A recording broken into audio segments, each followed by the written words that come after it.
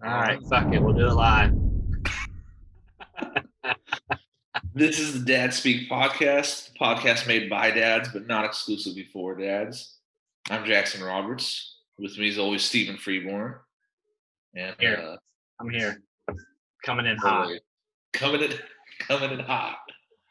So Steven, before we got on here, was asking me about kind of my weekend stuff, and we were kind of talking about we didn't get to catch up on the last podcast. We had a pretty awesome guest, so we wanted to make sure he had a lot of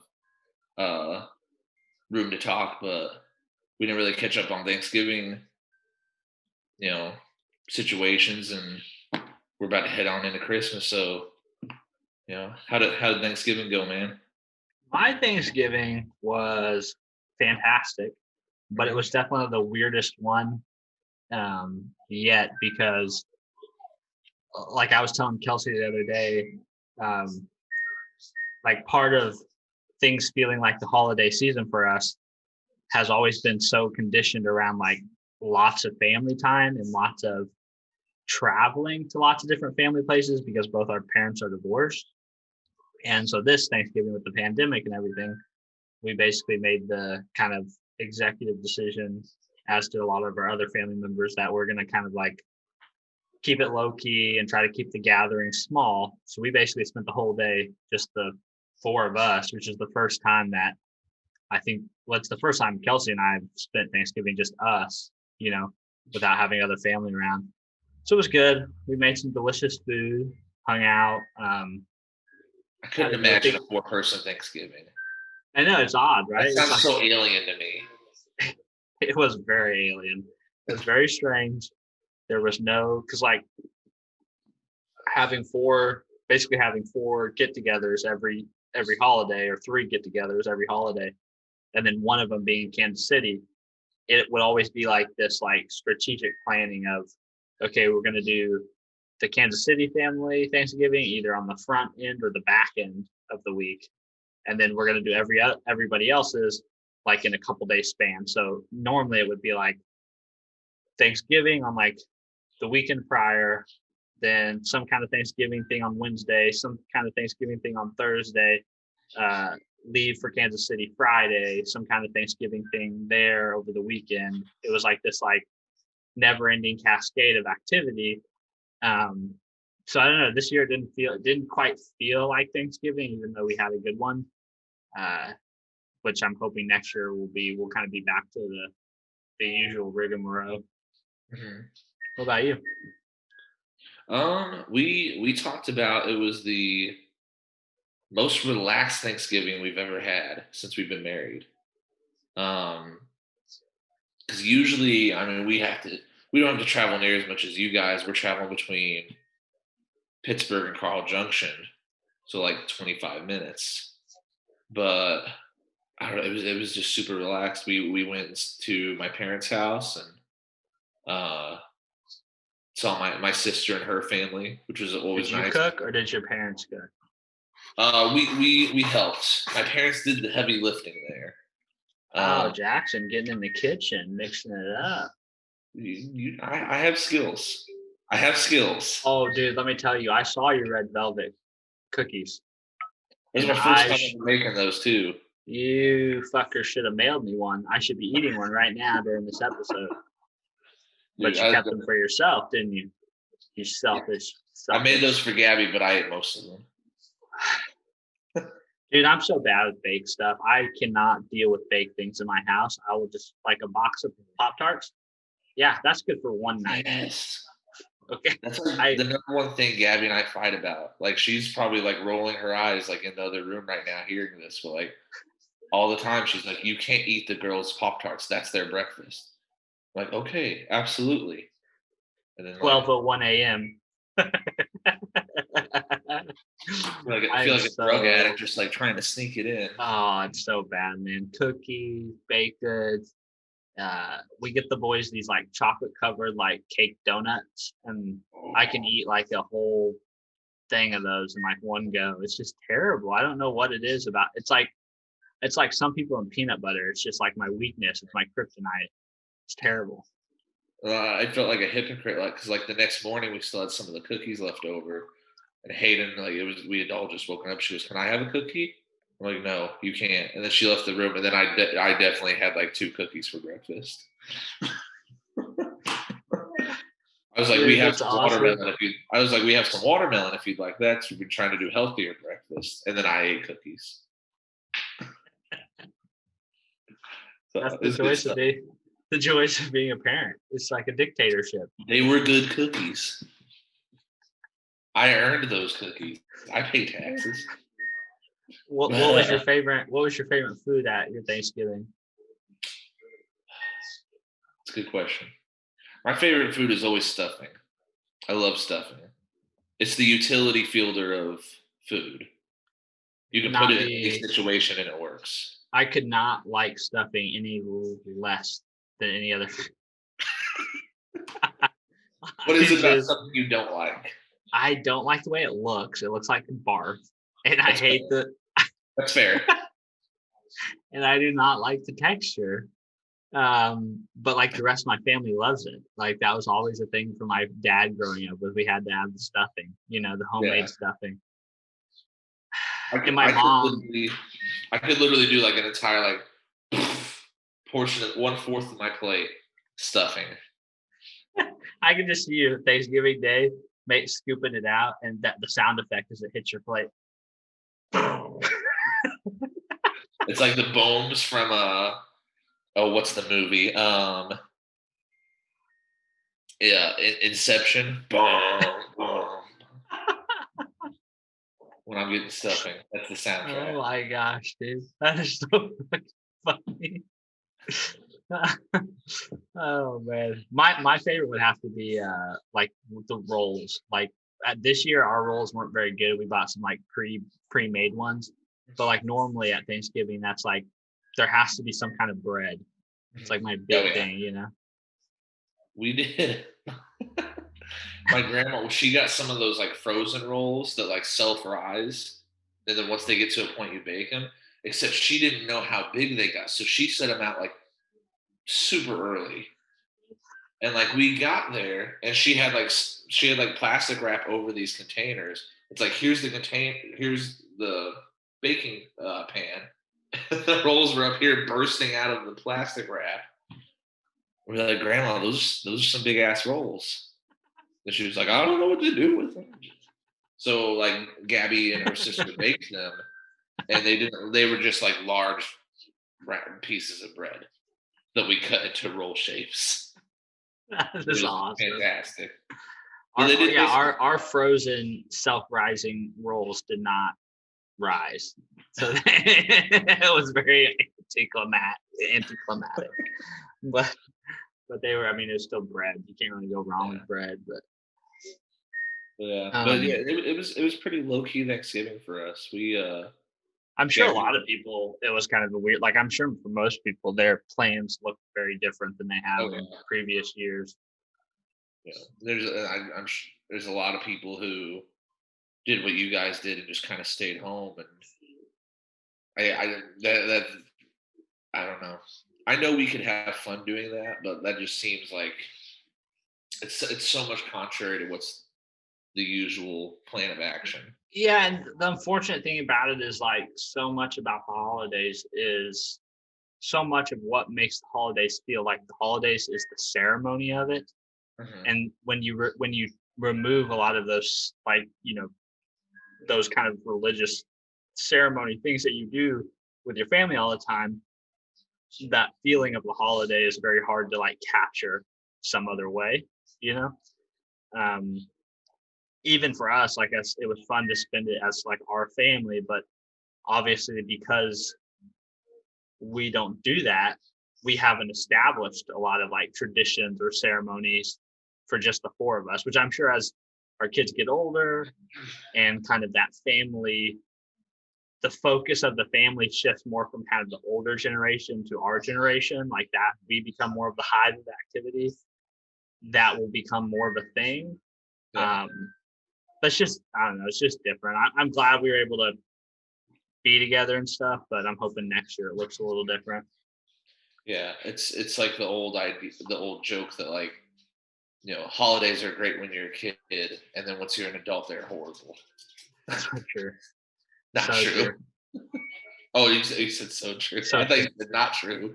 No, it's so true, man. It's so true. It's actually what it is you come to realize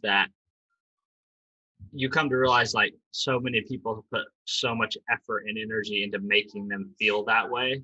And then all of a sudden you realize like, oh, now I have to do like now it's on me to do that, which I'm sort of looking forward to, particularly like where both of our the only other sibling amongst me and Kelsey that has kids is her older sister. So I'm really looking forward to like when my siblings have kids and like we can do holidays like us three siblings can have the holidays between us three and invite our parents and stuff to that. I'm looking forward to that. I don't know, just different. I don't mean to interrupt you, because we were just talking about like Gabby getting upset with me for eating Pop-Tarts. Gabby totally just looked in the pantry looking for a Pop-Tart. I know for a fact that's what she was doing. And you ate them all, didn't you? Shame. Yes, they've been eaten already, but I was looking for water. She's returning to the scene of the crime. Shame.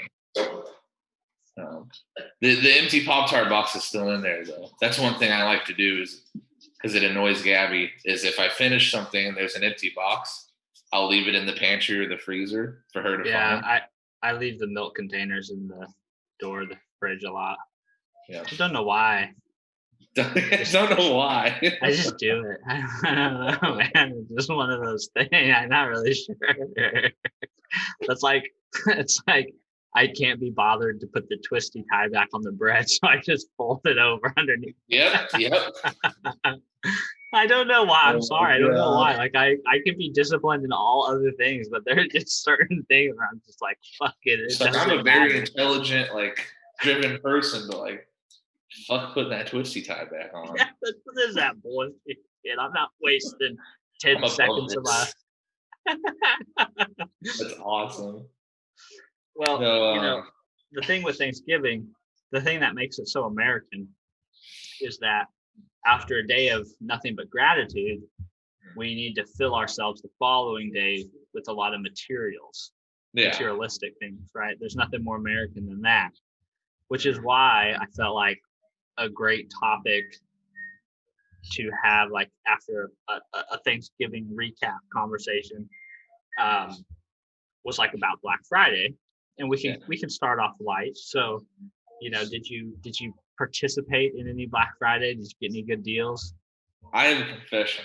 I have never participated in Black Friday. One time online, we bought something Black Friday. We bought our TV with a Black Friday deal, but it was straight up like we went to Walmart.com and ordered it. I have, and there was one time I went and got diapers on Black Friday, and it was like 9 a.m.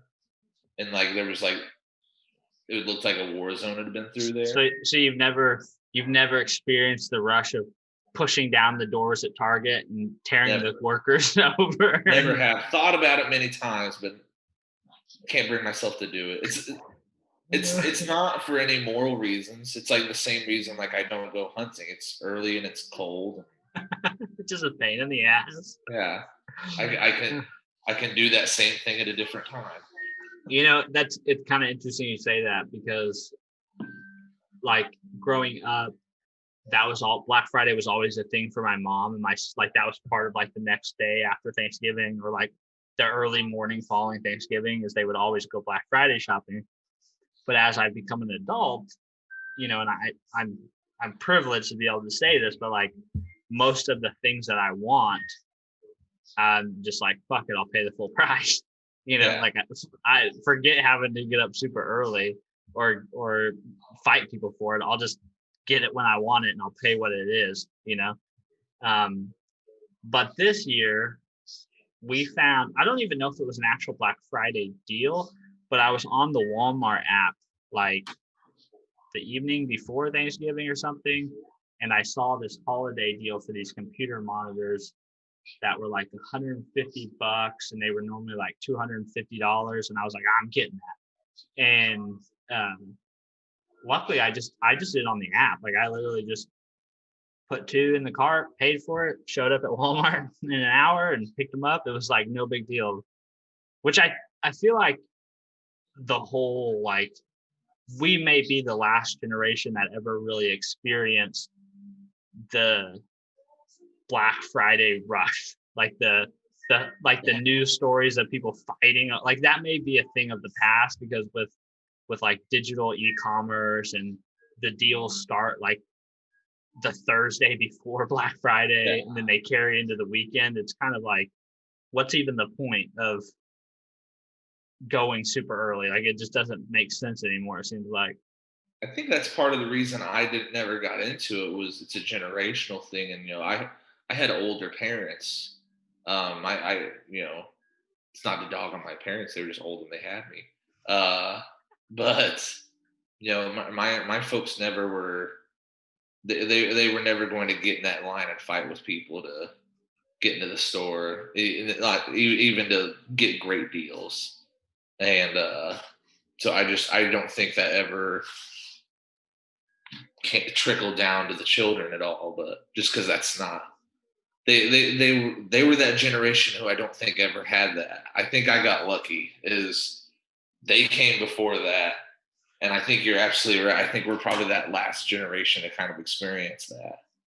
Totally, because it just I don't know. It just seems like technology has made that stuff somewhat obsolete in terms of like, I mean, obviously, like that whole idea of like the scarcity of things driving the sale. You can get that same effect digitally. Like you don't need that in-person thing. You can just restrict the stock that's on the website, to how many ever units you want to restrict it to, right? It's like what you're seeing with all the console drops. Like, yeah, you don't need to have an in-store drop to get people to go crazy nuts over it. Which have you heard those stories of like people who are building like bots that scrape these e-commerce websites? So like whenever Walmart drops PS4 or PS5 inventory, whatever, there's people who have like programmed these bots that will just click the buttons on the page for you and so it does it like several thousand times faster than a human being can. And they're like grabbing multiple PS5s or multiple Xbox Series X's in front of people. Is that not crazy? Like how, like the level of determination of these people is insane. These are people who could be like, curing cancer or sending a man to Mars, but really want a PS5. Well, I mean, that kind of ties me into the more cynical view of the whole Black Friday thing, because like I definitely don't sit in judgment of Black Friday, because I am always going to have the opportunity of participating in it, but it is somewhat comical to me that we've tied consumerism into the very fabric of what it is to be American in some way or shape or form. I mean, obviously we are a capitalistic country, and so one person's spending is another person's income, right? So it's that the whole machinery of the way our economics work is like we want people out spending money and buying things so that other people can have income to go spend their income it's like that cyclical nature of that's like the power of credit, right? It's like you can literally like take income that no one's earned, float it, and then now you're increasing somebody else's income through somebody obtaining credit and spending that credit, right? So it's just a very fascinating thing to be an American, because how many times, like, wasn't it after September 11th, like George Bush in one of his speeches immediately following it, he was like urging people to like the next thing to do was like go out and shop, go spend your money. It's like, it's just funny how like that we've tied that idea of like, even with COVID, right? Like the whole idea of like, oh yeah, go spend your money at small businesses, go support, it's become like a patriotic duty to buy stuff. Yeah, and it makes the argument between, do we focus on health or do we focus on buying stuff for the economy? And to be honest, and people, you'll hear both people on both sides go nuts about it. But in all honesty, like, I feel like both are pretty valid complaints because our economy is built on going out and buying stuff. It reminds me of, I'm kind of an old man inside, so I watch The West Wing on Netflix. Oh, I love that show. Yes. It's a great show. I love, there's a scene where the president's talking to his assistant, and his assistant's trying to figure out why he owes money on his taxes, and he figures out that they gave him, they sent out kind of a stimulus thing the year before for like $400, and they're like, "What'd you spend it on?" And he just goes, "I paid down my Visa bill." And he goes, "We would have preferred if you had shopped or dined out somewhere." And then he sees the president later, and they're like, "Yeah, he paid off his credit card debt." And the president looks at his and just goes, "Trip to Banana Republic would have killed you." It's so true, dude. It's so true. I mean, it's, and I think that's why, like, I wanted to bring it up, because I think it raises a very, like, the whole idea of money, right? Like, money, how do you explain to kids, like, what role money plays in the world, in their life? What is the value? Like, all these very complex questions that largely, I think your kids are really going to learn it through how you talk about money and how you use money and how you interact with. That's, they're going to kind of like obtain a lot of their thoughts and feelings about those things, especially in their younger years, through just like osmosis of observing, Yeah. And that's one thing, like, I like recently, Cal is becoming, he's of the age now where, like, he can covet things. Like, he sees something and he's like, I want that thing, and then you start to especially with like the id that is a toddler, you start to recognize how insatiable those wants are. Like, no, insatiable is a really good word for it. Like, you buy the thing that they covet, and it's like 5 minutes later they're coveting the next thing, and they're wanting the next thing. And it's such a reflection to your own self, because you're like, how much do we sit and we dwell and we covet on the things that we think we need to buy or consume to obtain a certain feeling, right? To obtain like the sense of enough or contentment or what. And then you get the thing and you're just left feeling the exact same way you did after you had the thing, I think it's, man, that's such a good point. That idea, that feeling, it's, and you realize that the wanting was almost better than having it. Yeah, it 100% was. Like, the anticipation of not having that thing was so much, it was like so much more exciting and almost so much more fulfilling in a way than getting it, because then once you get it, it really didn't satisfy anything, and then you're just on to eyeing the next gadget or home or car or toy or whatever it is. And with Cal, like, especially with an adult, you understand, because you understand the finite resource that is money. You understand the effort that goes into that. With kids, though, they're just that they don't have any concept of what $30 is or what $20 is. And so it's like they just have this insatiable wants and desires for things, but no concept of the other side of like what. So that's like, recently we've been trying to encourage him, like, okay, if you want something, that's fine. You should go ask people if you can do things for them to earn, to try to kind of spark that sense of like seeking opportunities to earn what it is you want, instead of us just like getting it for you, to try to help him like connect those two concepts, right? Like, that there's these things we get, but there's things we have to do in order to get them, right? And like, we've tried to explain that through to him through like, I go to work so that we can have food and a house and rent and these things. But I think that stuff's so abstract that the only way to make it really concrete is to have him understand, like, oh, I I want this thing that's $10. I have to go do $10 worth of value for somebody. And that seems to be working, but I still have concern about, I don't want my kids to grow up and be that kind of mindless consumer of things like this. Like, I don't want them to, I want them to, I want them to, I want money to be a tool for them. I don't want money to use them. I don't want things to use them and control them. And to me, it's like it's fighting against our nature, right? It's like it's going the exact opposite of what we would be if we were left to our own devices, what we would do with ourselves. Yeah. I think with Hayden especially, we haven't really introduced that idea of really talking about money. I mean, she has a piggy bank, but it's like stuff that she'll get from like birthdays and stuff like that. We'll let her go spend it.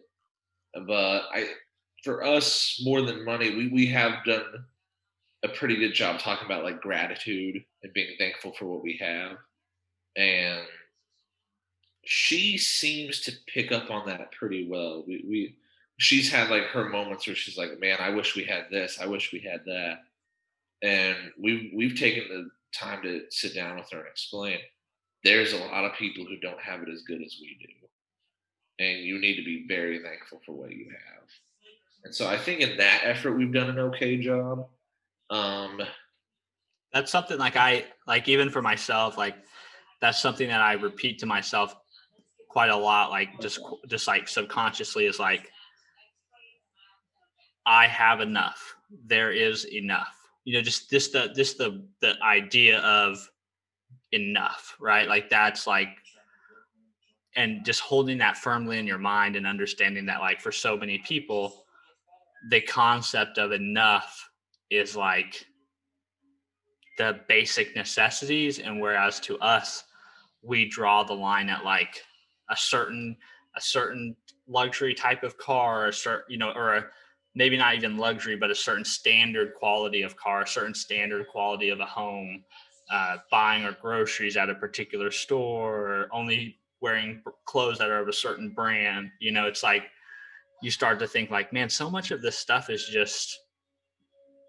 we're just privileged. Like, we're just privileged to even be able to define our to define our needs in terms of things other than like the basic necessities to survive.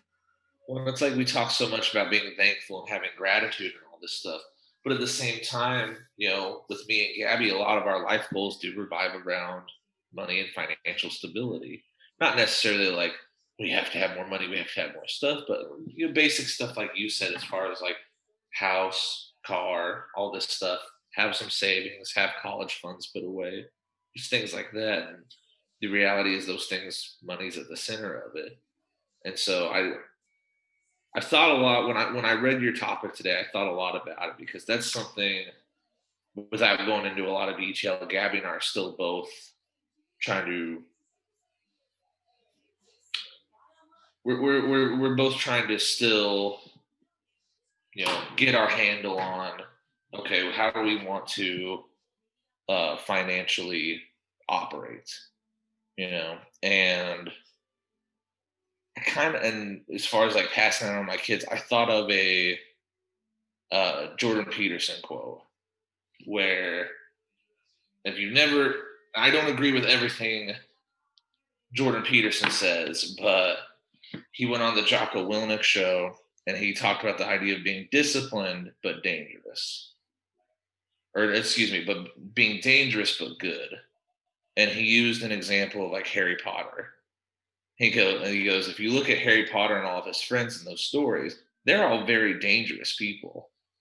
They have the ability to really do a lot of damage, but they're disciplined and they're good and they have good intentions and they use that dangerous ability for good things. And I think financially, I don't necessarily want to be the parent who's just like, we have to save all the time. We constantly have to save. And you have to save all your money and you have to rub two pennies together and try to get a nickel out of it, but I also don't want to be the parent who's like, you have to spend all the time. So I think I would like my kids somehow be able to pass on that idea of, you know what, the first person you should pay every month is you. You know, set some away so that way, if you do have a spur of the moment thing, you can do that. You know, have some discipline in order to be a little frivolous from time to time. Yeah, and I think like that's like it's a hard thing, right? Because you don't like you want your children to understand that money is not the goal of life. Money is not the end goal of life. You Yeah, want your kids to not you don't want your kids to have a scarcity mindset. You want them to understand that there is plenty in the world to go around for you and for everyone else. You know, there's plenty of money. There will always be more work. There will always be more opportunities to earn. But then you also, to your point, money is this incredibly powerful tool that really is the driving force for achieving a lot of the things we want to achieve with our lives. You know, like you said, you know, having stability, being able to do the things you want to do or have the freedom you want to have. You know, like a friend of mine, we always talk about. Can't remember what movie it's from, but this idea of like fu money, right? Having this, achieving this place in your life where your decisions about what you do are not predicated around your need to collect the paycheck at the end of the 2 weeks, right? And getting to that place in your life where if you just don't really like what someone's asking you to do or how someone's treating you, you can step to the side and say, that's great because money isn't the primary driver anymore in my life.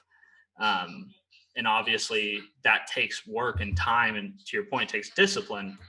Um, I always think of that idea of like money is like there's a quote, I think, or something that goes like, money is a, money's like a great servant, but a terrible master. And it's that idea of like, if if you don't learn to control it and use it, um, it's definitely going to take control of you and use you. You know, and you're going to live your life predicated on the next dollars that you can earn.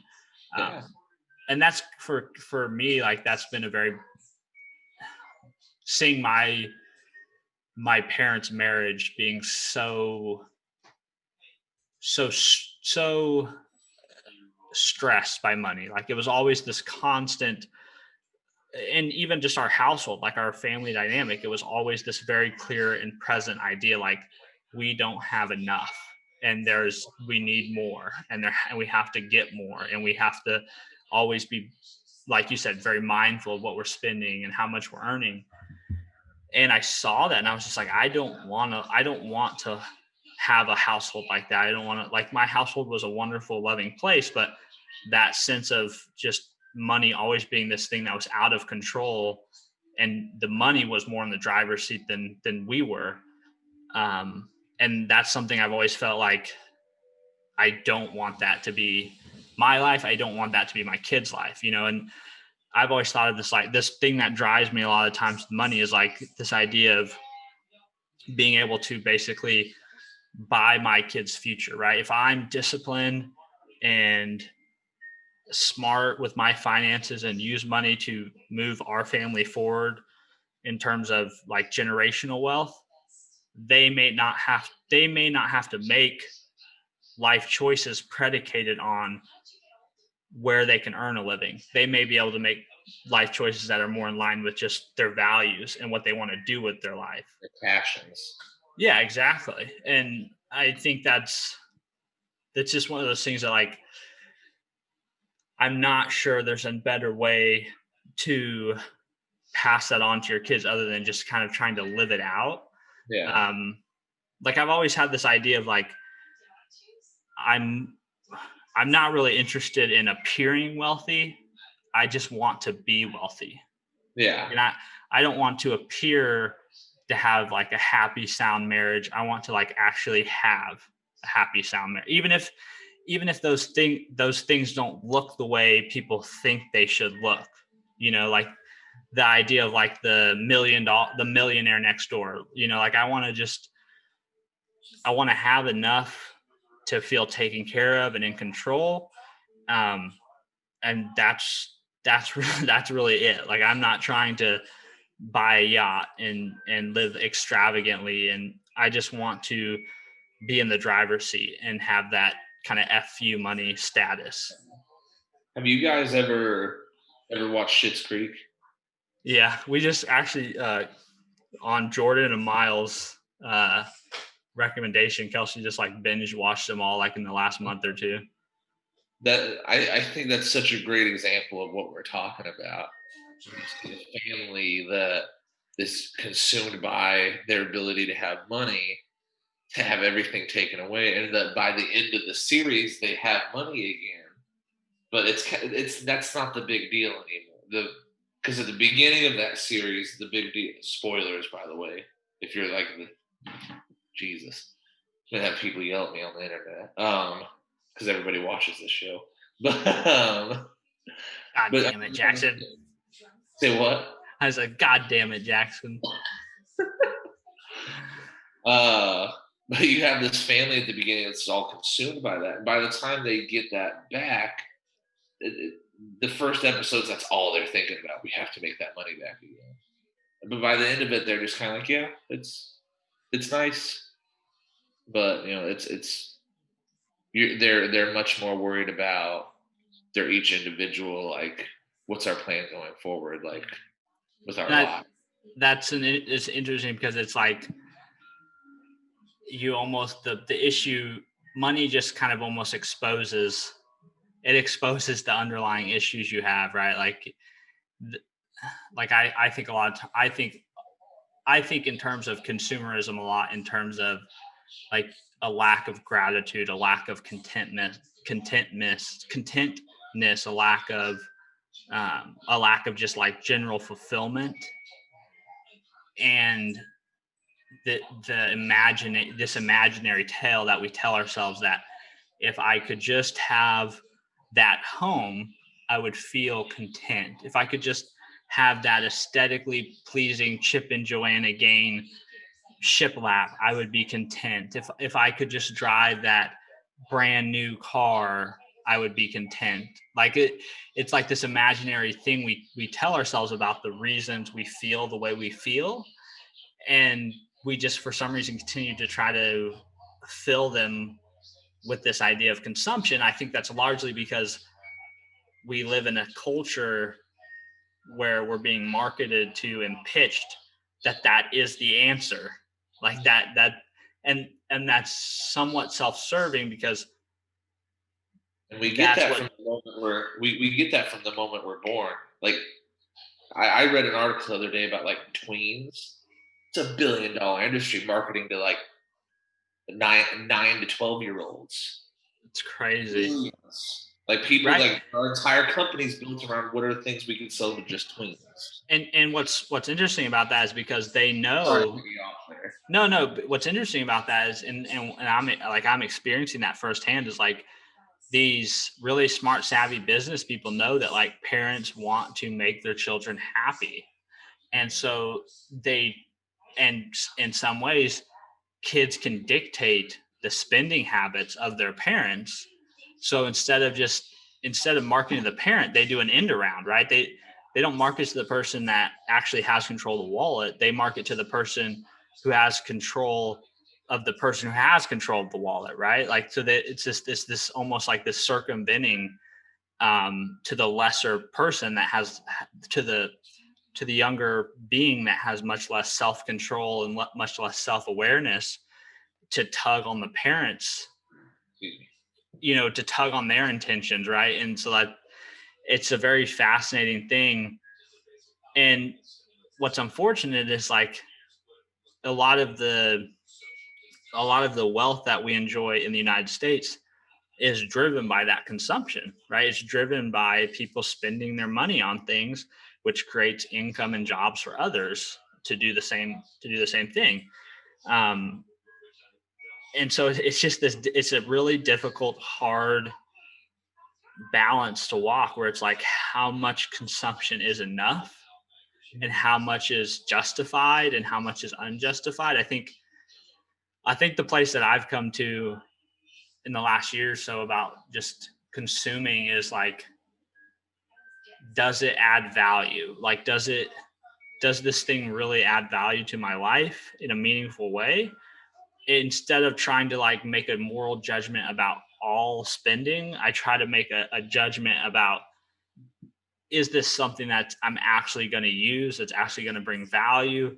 If so, then spend the money on it, right? But if it's not, then don't. It's like getting very clear about the reasons why I want to purchase that thing, like that. And I think that's what I hope to help teach my kids, like as they get older, is like, you need to sit with that for a little bit. Why are you coveting this thing? Why do you want to spend some of this, especially like in real adult terms, like you're spending some of your life energy on this thing. Like you traded some hours of your life for these dollars, and now you're wanting to trade these dollars for this thing. And being really clear, like, is this thing really worth the hours I traded for the money, um, and that's, I think, helped put me in a better place with spending. Is like, I definitely don't buy as much as impulsively as maybe I once did. um, and it also helps me use money that it aligns better with my values. Like, I don't feel, if I were to suddenly get $500 in my hand, if I was to take that $500 and put it towards a student loan balance versus the new console, that doesn't feel like a sacrifice anymore. It doesn't feel like um, I'm giving something up. It feels more, if it actually feels good, because it feels like I'm living in alignment with what my stated goals are. Um, and that's to me, that's the hard work when it comes to money. Like, that's the tough stuff. Because money's actually, it's actually, like, Dave Ramsey is one of my favorite people to listen to about this stuff, because money really is simple when it comes to the numbers. I mean, it's just math, right? But at the heart of the problem, it's not a math problem, right? And that's, like, Dave Ramsey talks about that a lot. He's like, I understand if you pay down the balance on your credit cards from the highest interest rate balance to the lowest interest rate balance, you're going to save some money in that process. But he always couches that in the idea of, but this isn't a math problem. This is a behavior problem. That's why we have people do it the exact opposite. That's why we coach people to pay off the smaller debts to the largest ones, irregardless, because we know it's about getting them wins, making them feel the momentum. It's the psychology of it. That debt snowball. It is. It really is. And that's why, if you sit down with your partner and you make a budget without discussing any of the underlying value system of, like, how you handle money and what you do with it and what your beliefs are around it, you never end up sticking to the budget. Because the issue, the spending issue in your life it's not about the dollars, right? It's about whatever beliefs you have about the things you buy and what they're going to do for you and how they're going to make you feel. It makes me think of a buddy of mine who he's very calculated with his money. He's not, a Scrooge by any means, but he's just very, he knows what he's spending money on. And he's told me about, like, growing up, he grew up in a pretty poor household where, mom and dad were not spending money on the real necessities. They were just spending on whatever they wanted. And he kind of hated that. He kind of resented them a little bit for that. And I think that idea of that moral system, that value system, is so important there. One thing I was wondering, you kept talking about the why, and it makes you've had the phrase several times on here. The why is what's most important when doing anything. Do you think that is becoming more important to consumers, that ethical side of it? Because I see a lot of advertisements about, like, these are toys that, bring the whole family together. Or these are toys that teach your kids X, Y, and Z. This is, I saw a thing the other day. It was an ad for like a fort building kit. It was like forts you can make with your kids, and it stressed like this is family time stuff. Do you think that's something that? Because I feel like I see a lot more of that now. So there's this like I would call myself a very cynical individual. So I see it in two lights. I see it as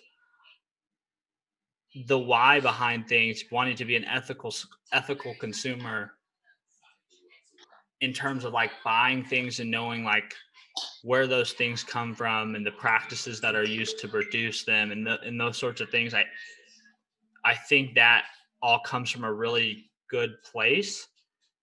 I think very naively people though, they want to take what a company says and wrap themselves in that. And unfortunately, if you really were to pull back the global supply chain and really understand the nitty gritty of how things get made and who makes them and how they get around the world, it's a much more complex issue to be an ethical consumer than you really want to be. And that's for me as someone who really wants to be a very consistent person.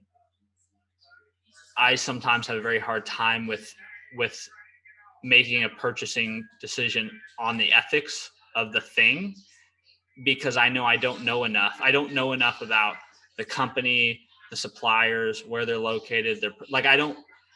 I understand enough about the complexity of it all to know I don't know enough to be, I know enough to be dangerous, but not enough to really make a really sound decision.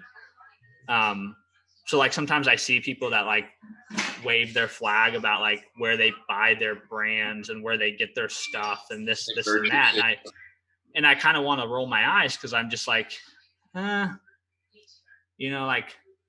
there's really only like one company in the world who ships like 40 to 60% of all the products in the world across all the globe, and it's like there are some unsavory things going on there. And like, you can't tell me that like Apple's products that are made by 40 or 50 different factories in several different countries all are audited and kept to internal controls. Like I just become very cynical on that side of things. Or the Amazon who's tracking their employees' movements has their employees' best interest at heart. Yeah, so like from Not that, to get that's political, but like I have big issues with shit like that. Yeah, no, I'm kind of the same way because I don't know. I take some pride in like being willing to admit that I know what I know and I don't know what I don't know. And I'm not going to try to wrap myself in something that someone puts in front of me just to make it easy on myself, to alleviate myself from having to accept responsibility for the stuff I don't know. Like I feel like I should be just as equally responsible for that. And if I'm not willing to do the work to know it, then I don't really have much of a leg or a foot to stand on in claiming that I'm doing something that makes me oh so superior as a consumer, right? I think the really important thing you just said there is like what you don't know. Like so oftentimes I feel like people, they want to act like they do know it all, and they're afraid to admit, I don't know that, and they'd rather push some bullshit. That's so funny that you say that. I was watching this movie. Have you ever seen the movie The Big Short? No, but it's on my list to watch. It's so good. And like the opening credit of that movie starts with this quote by Mark Twain that says, it often is something, I'm paraphrasing the quote, but it's like, it often isn't what you don't know that gets you into trouble. It's what you think you know that just isn't so. And that is so much the truth, right? It's and like with someone with a very scientific background, that's something like we talk about in science a lot, is like science is the pursuit of making the unknown known, right?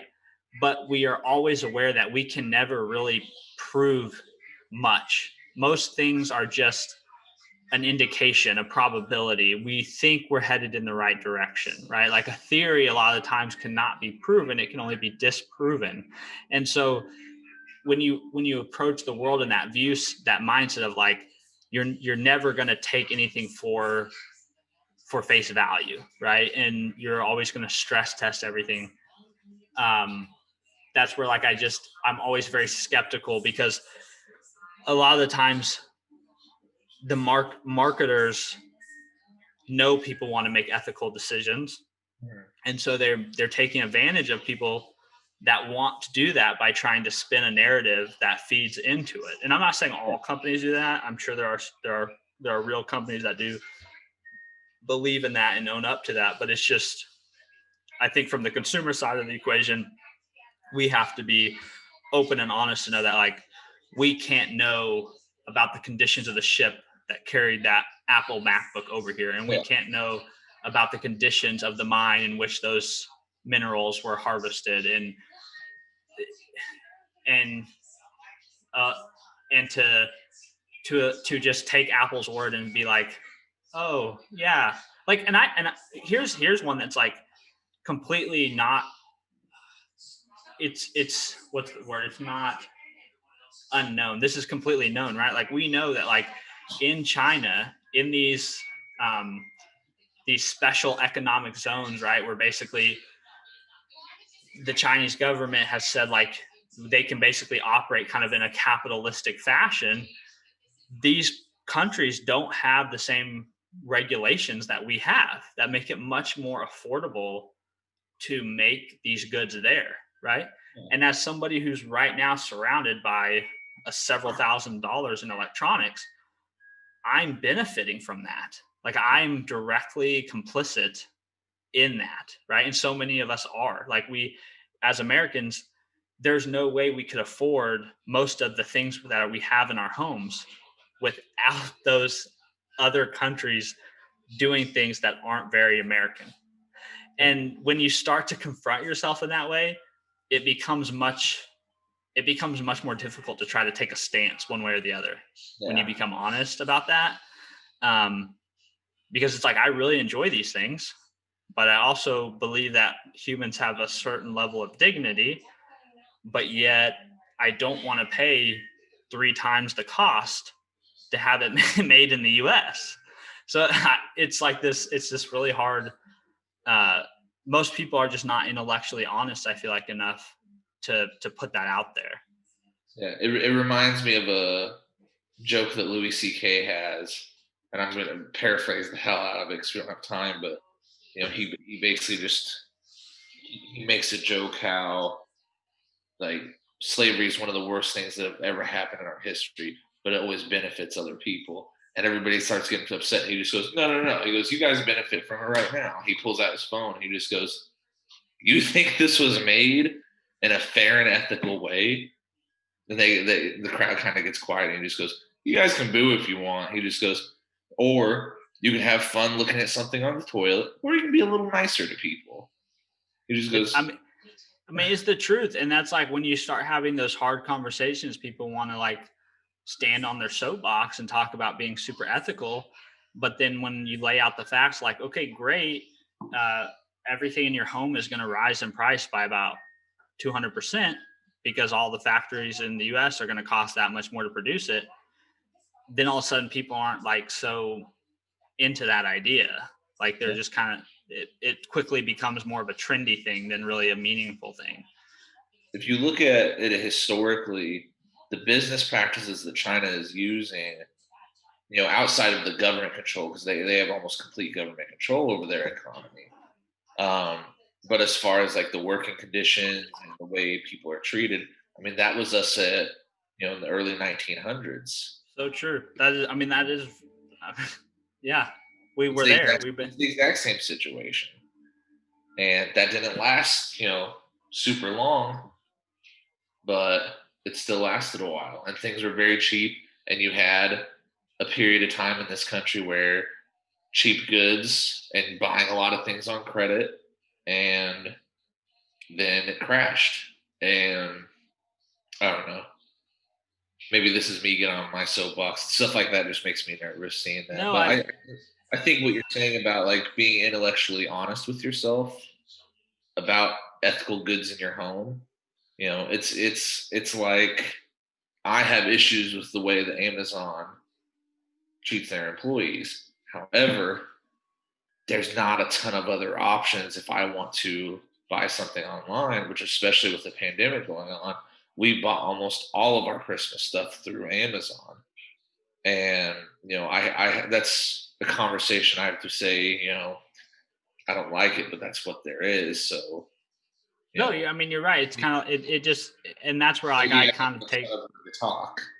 yeah, that's where like I take issue. Like I sometimes like that's why I don't try to stand up on a soapbox on a lot of things, because it's just like a lot. A lot of this stuff is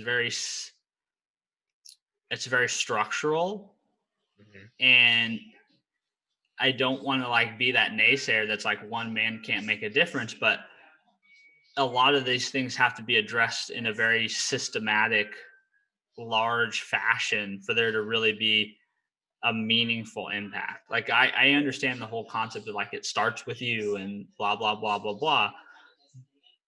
But it's like, to your point, it's like, It oh, also end with just you too, though.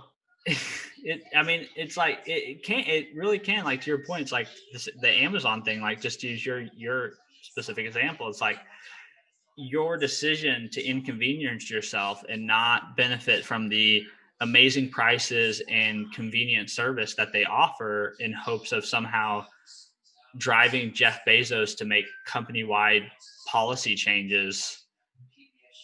To me, it's like I understand, like I appreciate and understand the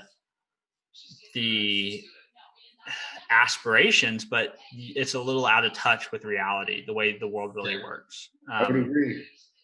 It's a hard thing. Like that's another hard thing. Like you're gonna have those conversations with your kids of like there is the aspirations, there is being aspirational and inspirational, and then there's also just recognizing the world for what it is and trying to navigate it, the best you can.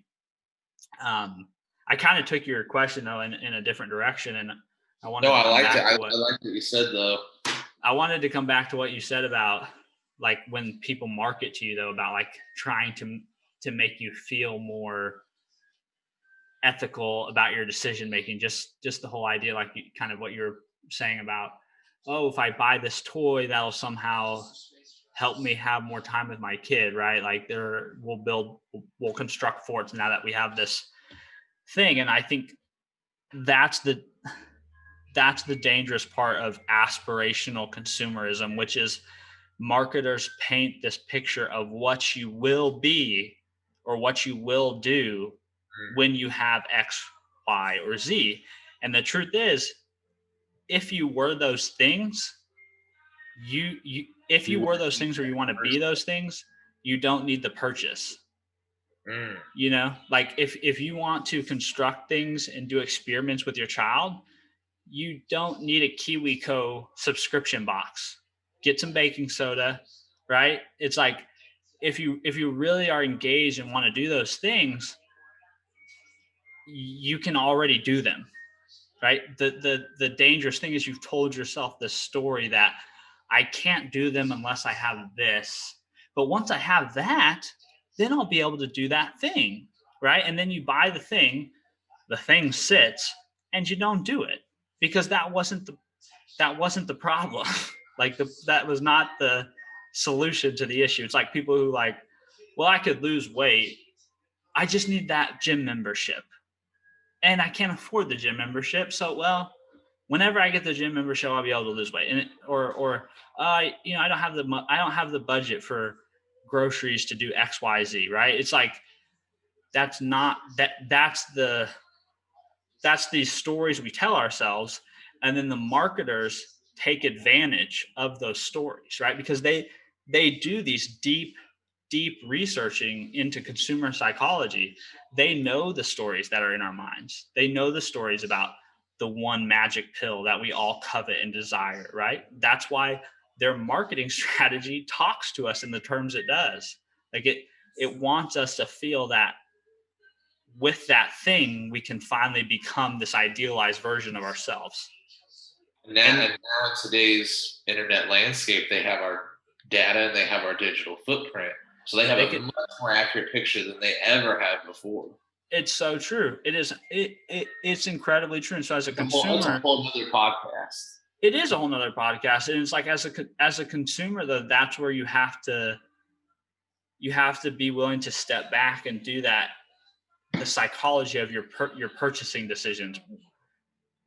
Why am I buying this? What's the real heart of the issue here? What do I think is going to happen when I get this thing, right? And then battle test some of those hypotheses. Like, is buying this new bike really going to make me want to go outside and ride bikes?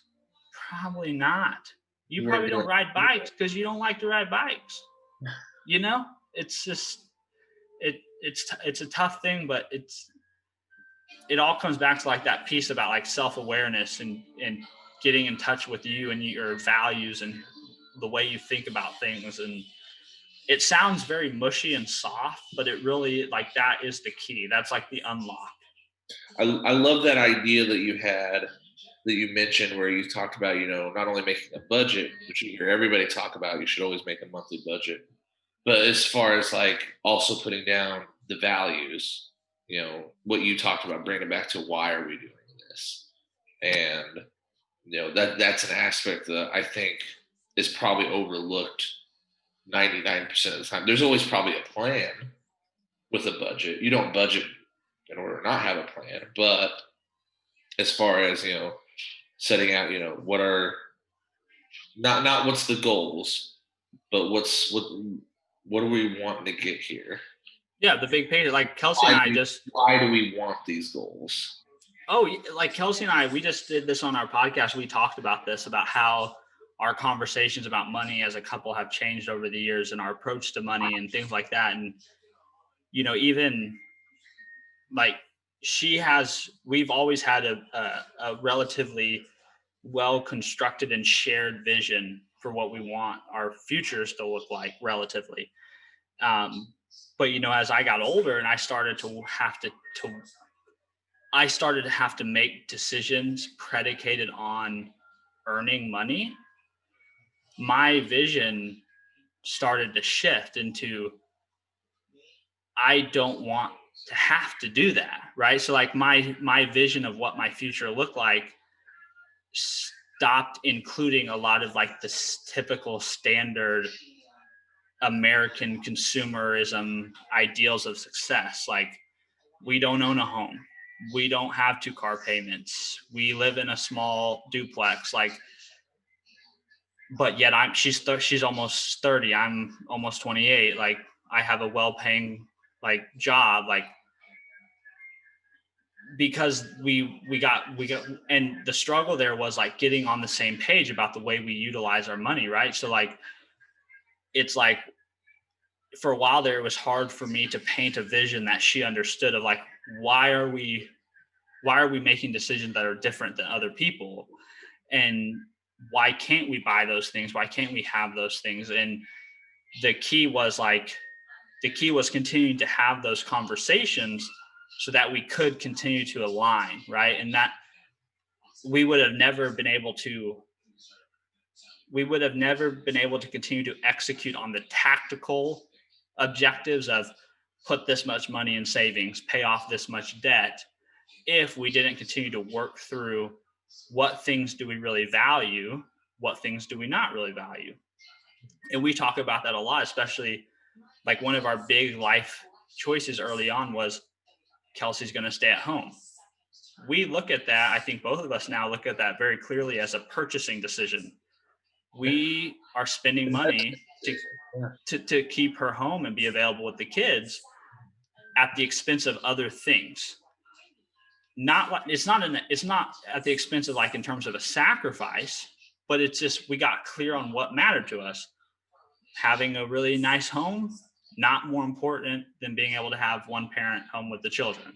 Yeah. Having 2 really nice cars, not as important as like, and so that if you don't have that underlying understanding, that underlying what do we actually value, the budget kind of falls apart very quickly.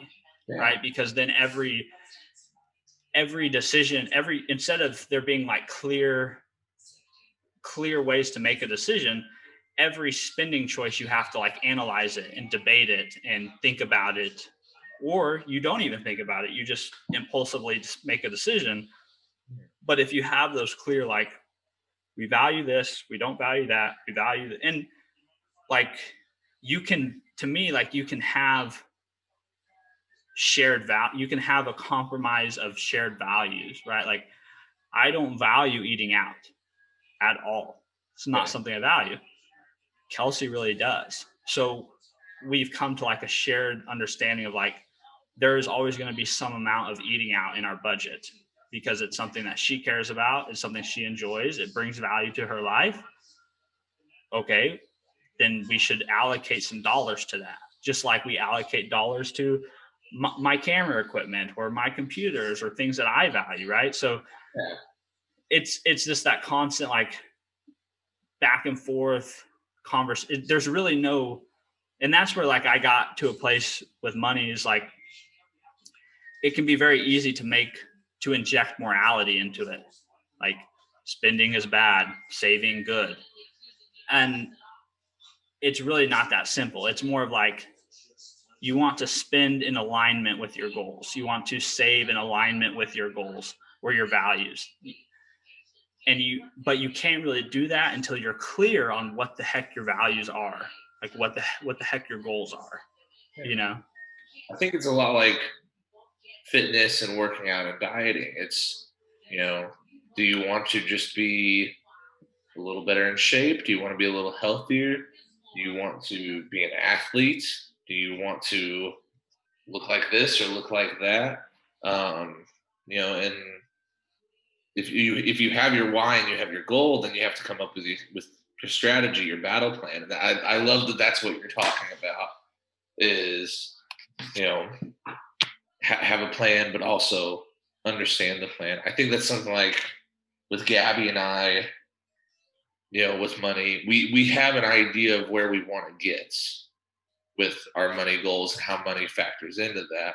For us, it's, finding a strategy that works for us, and we are financially perfectly fine and, very comfortable lives. But we have other goals in mind that require changes. We just and we've talked about how to do those changes. We're just still trying to kind of talk those details out. Which is the key. Those little conversations about it. Yeah, and that's like what we kind of like. What our conversation ended was like, the most important thing is like, you have to keep having those conversations, and especially like when you have kids. Like, I think as your kids get older, it's important that they see those conversations, and it's important that they understand that money is it's not something that you should be afraid of or run away from, but it is something that should be talked about openly and honestly and with kindness and patience with one another. And it's always a work in progress. Like the way Kelsey and I manage our money looks 10 times different than the way we did in our first apartment. And that's largely because we just kept trying things. Like, that worked for a little while, but it wasn't perfect. So let's try this. That worked okay. And what we're doing now works for right now, but it may not work for us in a year or 2 years, as we start to venture into other things or other chapters of life. So it's just, and I guess that's all to say, like, to tie it back into like the main topic we were talking about is like, when it comes to trying to help your kids understand money and how to navigate money and use money, it's like, the thing that I've settled on is to just get my relationship with money sorted, like that, like first and foremost, sort that in my life personally. And the hope is that as I sort that out here, it trickles down or flows to them through that, and those conversations will naturally happen as they see that we spend money on this thing, but we don't spend it on this thing, right? And hopefully that will trigger conversations that lead to insights about why we do that and what's the reason, and is that right, is that wrong, is that opinion? Because I just don't think there's just not necessarily a lot of times a better way to like give your words meaning than your actions, especially with kids, I think. I like with this topic, we focused quite a bit on you know, the why. And I think a lot of people, when you bring up this topic, expect like the practical or the logistics of, how do you do it? What are the techniques? What are the strategies you use? And, I would definitely love to have that conversation too. I love the fact that we took it in the direction of, it's not necessarily like, how are we teaching our kids about money, but, how are we teaching them about why you should spend money And or that's why you that's shouldn't spend money? to me, that's like one of the I mentioned this before. One of the people that I really follow and admire a lot is Gary Vaynerchuk, and he talks a lot about it in the business sense. And this idea really connected with me from a fitness perspective, but I think it you could connect it to just about any area of life. But it's not really about the tactics. It's about the religion, right? It's about the overarching belief system and structure. That's what matters. The tactics can be very fluid and can change and adjust and like, but it's getting very clear on what the religion is. What do you believe? um, and setting that in stone. And from a parenting perspective, being very clear about what the religion is about money in your home, and making that clear to your kids, so hopefully they can then take that religion and live it out through the tactics that work best for them and their unique situation. I love that. I see that at school too with students as far as like motivation to work and get good grades and all that stuff. You have you know some students who are just self motivated, and they're like, why wouldn't I get a good grade? I'm here. And then you have some that are like, well, I have to get a good job or I have to get into a certain school that I want, so I need to do this. And you have some that are just like, I'm scared to hell of my parents, so I have to make sure I get good grades so I can have my Xbox, and that works for them. And then you have some who just they really don't care, and that's the hardest part of being an educator is trying to find the motivation to talk to a kid who's like, listen, mom dropped out, dad dropped out, big sister dropped out, big brother dropped out. Why do I have to be there? And that's a tough conversation because you have to find what you said, that religion, that belief process. Why do they believe they need to be there? Yeah, And because I think that's such an overarching thing. I love that how you put that. That's such an overarching thing into so many different parts of life. it is. And I sometimes I feel like maybe at times when I'm in conversation with people, I offend them because I really lose interest very quickly with like the specifics. Like I guess I lose interest in those conversations if I see that the religion isn't there. Like specifically like with like fitness, I lose interest very quickly talking to people about how to lose weight or how to get a 500-pound deadlift or whatever their thing is. If I can tell right off the bat, like the religion isn't like, they don't even have the mindset, like the motivation, the idea, like they haven't done that work. It's like the tactics don't matter. Like they just don't matter. Like if you haven't done the mental work and you're not in the right frame of mind, because at the end of the day, like it's like it's like with your money, like who cares how you budget, pencil and paper, who cares? Like anything is better than nothing. What matters is like that you believe a budget's important, that you believe it's important to have a value system about what you spend your money on. Like that's what's important. I would say Like even more that that budget and what it's allowing you to do fulfills you. Same thing with fitness and exercise. If you're just exercising and you fucking hate it, and if you're not getting anything out of it, then probably shouldn't exercise. Just do what you want to do. But if you get something out of it and you feel good about it, then I think that's exactly. fine with most everything. It really is. And it's not to say that the taxes aren't important, but they just don't really matter until that larger piece of the puzzle is in place, you know? Yeah. And so that's hopefully, I mean, to bring it back, like hopefully that's what we're doing with our kids is we're trying to Yeah. fit that larger piece. We're trying to lay that foundation, like that larger piece of the puzzle. That's the foundation. And then over time, be able to stack the tactics on top of that. Absolutely. I love All it. right, man. Well, I feel like I've I feel like I've talked your ear off now for way too long. I loved it, man. I gotta be honest. I feel like I learned a lot. But I just like that it made me reflect quite a bit today. When I saw the topic, that's something that Gabby and I are still having conversations about. But I did like sit there and think about it quite a bit the last couple of days. Like, I think those are the three. Like I told Kelsey this before, but like I think those are like the three topics in general that more conversations need to be had around is like money, death, and sex. Like the more real conversations people are having around those three things, the better life for individuals will be, the better life will be for everyone, because they're just some of the most important things and some of our most basic primary drivers in life. And we largely avoid those conversations. We avoid I was going to say, those are like three taboo conversations. We do. We avoid conversations about money because most of us don't understand it, are scared of it, don't know what the hell is going on in our financial life. And we'd rather, it's exactly. And then like, who wants to think about their own mortality, right? We don't want to even go there. And then, sex is like, that's just relegated to like the bedroom. And I think the three of those things, it's like any conversation that can be had around one of those topics is a worthwhile conversation. Yeah, absolutely, man. I love it. Well, I'm going to let you have back your Sunday, dude. What's left of it now that I talked your ear off for an hour and a half. No, this is awesome. This is a great podcast, but I'm finding I'm very long-winded. I have spent my entire life being long-winded, so we welcome you to our club, sir. That's awesome. All right, man. Well, you want to wrap it up? That's why I lecture.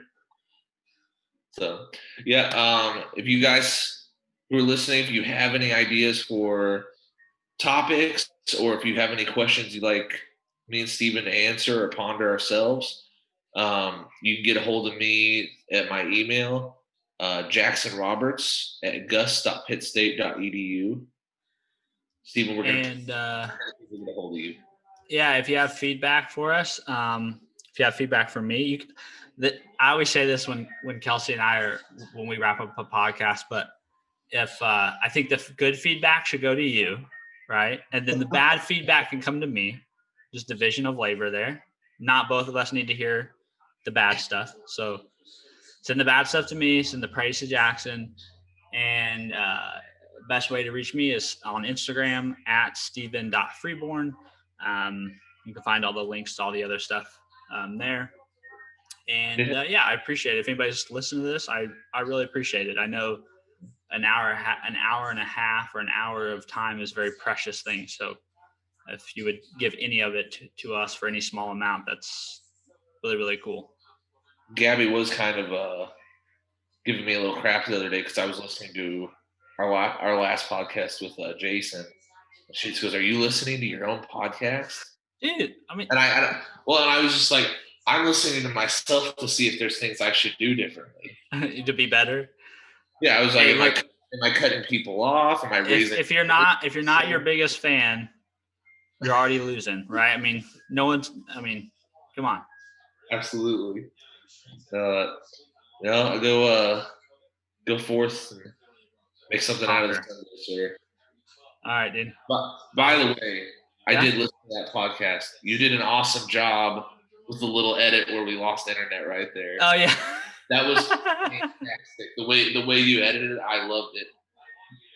Yeah, it's always tough. Like it's almost like you could spend an hour trying to edit it so that it sounds seamless, like there was no interruption.